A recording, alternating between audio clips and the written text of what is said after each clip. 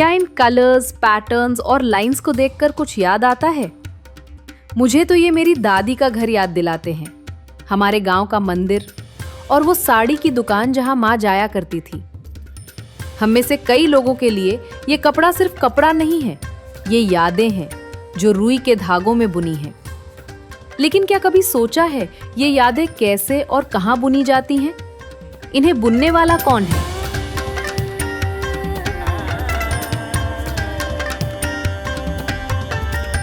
तमिलनाडु के लोगों के हर फंक्शन में आपको एक कोने में कहीं ना कहीं जम्मकलम बिछा हुआ या उपयोग होता हुआ मिल जाएगा।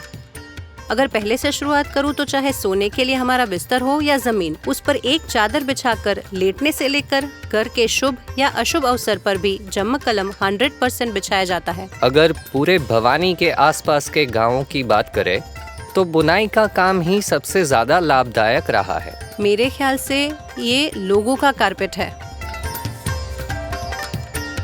यह लकड़ी से बना होता है। साइज के हिसाब से इसमें तख्तियाँ, पाव तख्ती, कंघी, चरखी और करघे की फ्रेम होती है और इन्हीं के माध्यम से जमकलम तैयार होता है।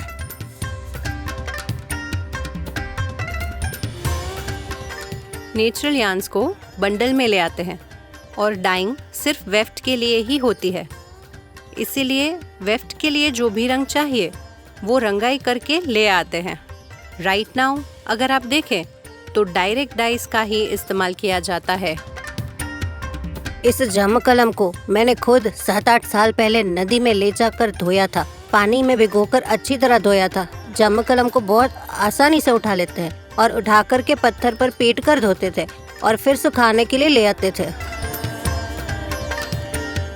और नीचे 2 पेडल होते हैं, तो उन्हें जब दबाते हैं तो साथ ही साथ दाहिने तरफ से छोड़ते हैं और बाईं तरफ से खींचते हैं। इसी तरह लगातार 2 हाथ, 2 पैर और of course I hand coordination भी। इसमें टैजल्स लगाए जाते हैं जिसे कुंजम कहते हैं। वही फिनिशिंग प्रोसेस में से एक है।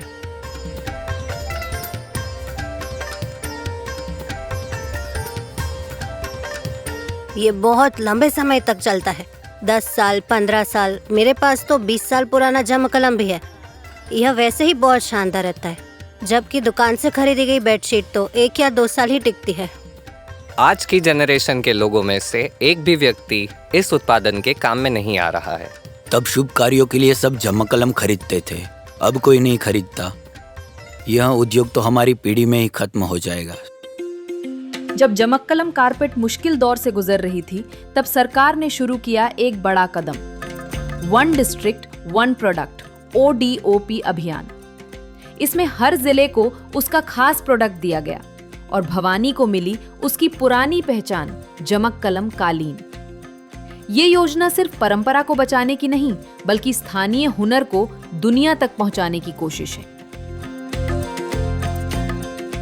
गवर्नमेंट स्पॉन्सर्ड कुछ प्रोजेक्ट्स भी आते हैं, जैसे कि क्लस्टर विजिट, जिसमें वे डॉक्यूमेंटेशन करते हैं कि कारीगर इस क्राफ्ट को कैसे बना रहे हैं।